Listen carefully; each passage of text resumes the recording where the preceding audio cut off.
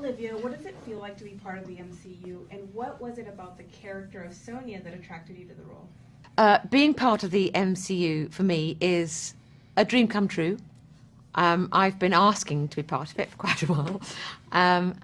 And Sonia, I mean, I always imagined maybe I'd be a superhero, but actually, Sonia, I loved playing her so much because I think she's funny.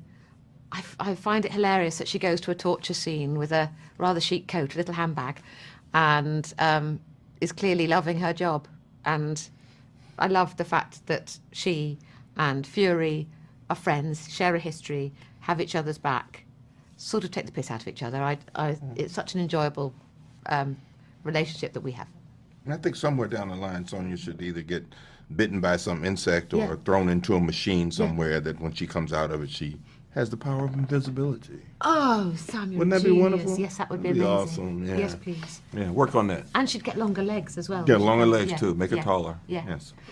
And Sam, we see Nick Fury in a different light in the series. Tell us where he is and what is different about him when the story opens. Did you enjoy exploring this other side of him? Seeing Nick Fury in a different light in this particular series, and do I enjoy showing that particular side of him? I've always wanted to be a human Nick Fury. I always thought I was. I mean, I realized that there is a perception of Nick as, being sort of a cold fish in ways, but the only thing that he does is run hot or stay cold. So it's kind of great to find him in the position that we find him in this particular series, coming back to Earth after what I believe or perceive to be 6 years of absence after the blip, and seeing the profound effect and damage that absence has done to him, or what happened in his head because he was gone and trying to figure it out. And coming back and having people tell him he's not the same person that he was before. And him being smart enough to believe it and try and figure out a way to solve the problems that are presented to him as the old Nick Fury. And he seeks ways to find himself or to get back to the powerful person that he used to be, using the networks that he had from his past and some of the people in his present. Olivia, Sonia is a seasoned MI6 agent. What is she trying to accomplish, and what is her relationship with Nick Fury like? So Sonia's a seasoned MI6 agent, and she's basically she's trying to protect her country no matter what. That's a spy's job. She goes a little further than most spies. And her relationship with Nick Fury, they clearly knew each other back in the day before Fury's ascension to the spaceship and Avengers and everything, back when he was sort of on the ground working his way up as a spy. And I think that's when they met, and they, I think, respect each other's work. They're clearly working for different people, but I think they would always look out for each other, and they trust each other, and they admire each other. So, and they have a laugh. It's quite nice. Sam, what is Nick Fury's relationship with Talos and the other Skrulls he brought to Earth? Well, what is Nick Fury's relationship to Talos and the other Skrulls that he brought? Well, if you saw Captain Marvel, you know that Nick Fury was with her while the Skrulls were having their war with the Kree. And he helped her liberate the Skrulls from the Kree, but also knowing that their world was destroyed by the Kree, promised them that he and Carol Danvers would find a new planet for them to live on. It's been almost 20 years now, and he has not fulfilled that promise. And the few Skrulls that he knew came to Earth because they had a destroyed ship, so they couldn't go out. Half of them were in a prison camp somewhere else, and the rest of them were stranded somewhere in the galaxy, and Carol was taking care of them, according to what Nick's knowledge is of them. So the few Skrulls that he knows are on Earth are Talos, his wife, their daughter, maybe one or two more.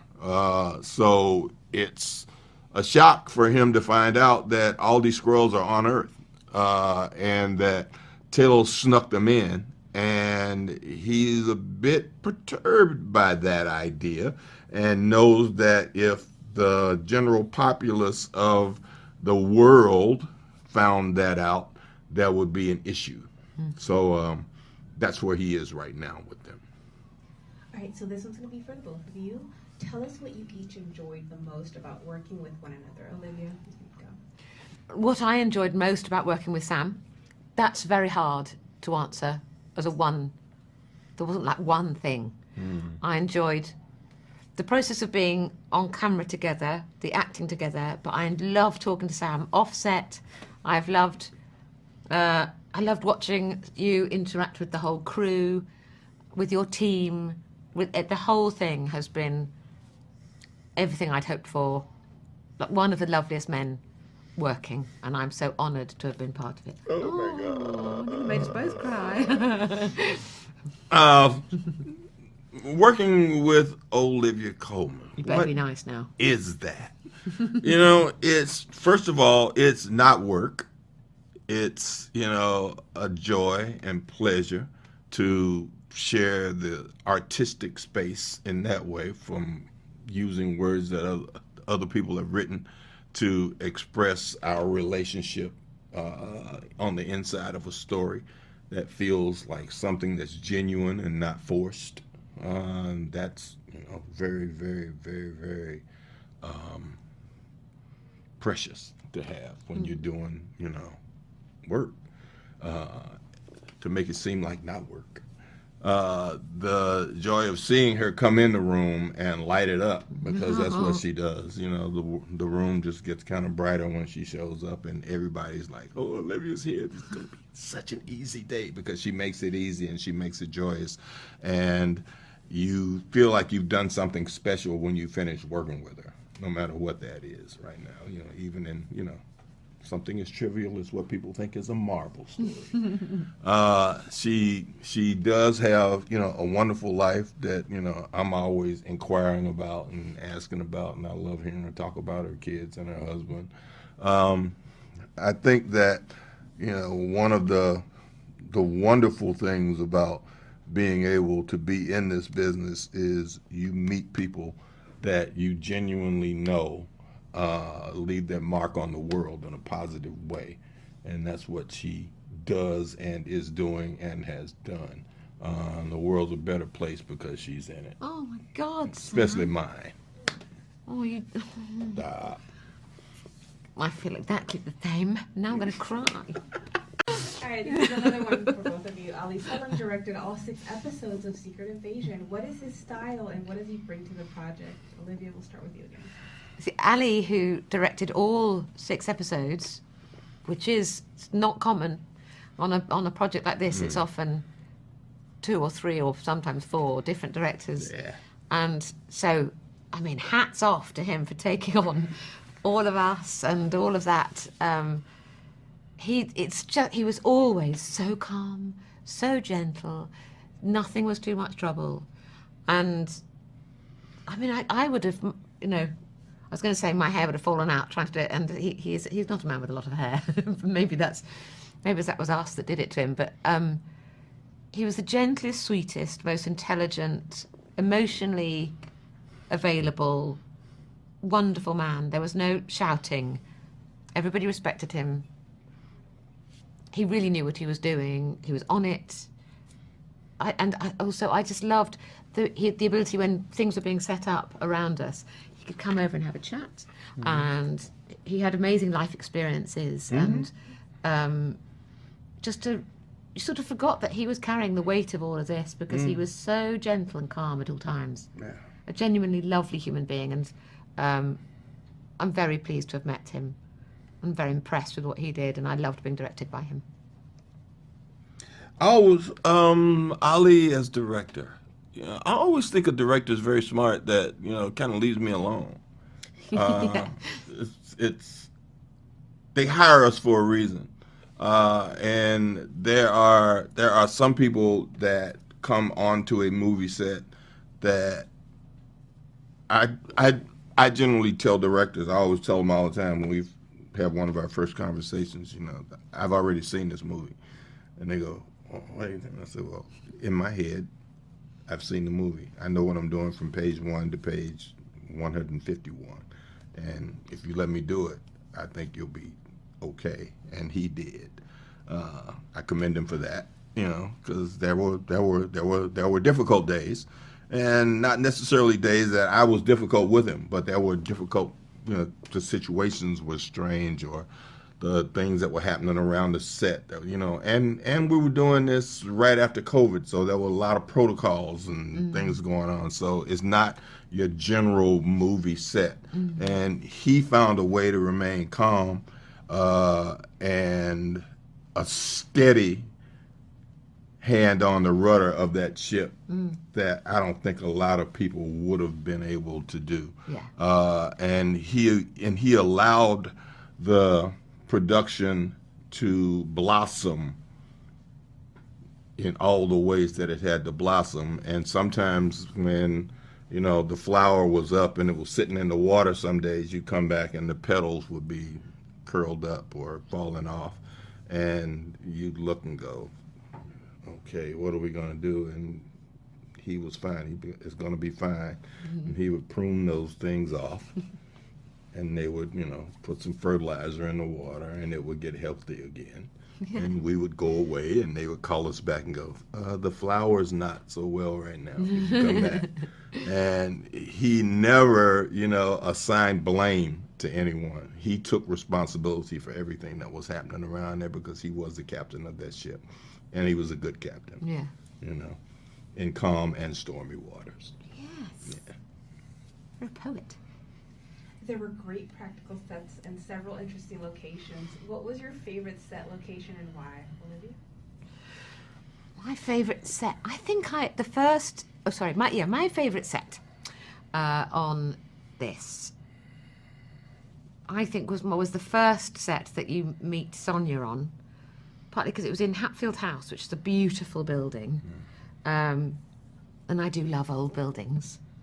And I've filmed in there before, so it was exciting to go back. And it was a huge room. There was lots of space for everybody, and you didn't have to build it. So that was... I love that building, so that I was very happy to go back there. And then other sets, for me, weren't as exciting as that. We were outside in the woods, that was nice. Car was fun. Yeah. But I think the most beautiful and my favourite set was definitely the first one in her office with all the clocks, which was Hatfield House. Yeah. I love that house too. I've actually shot in that house several times too. Yeah, it does lots of filming. Yeah, because we did part of Captain Marvel in that particular house. Oh, did you? It was no, it was something else. It was Scarlett's dance school. When she was a Russian. It was her dance school. We did a whole thing in there. So I like that set a lot. And one of the reasons I like that set so much is because that's where I met you.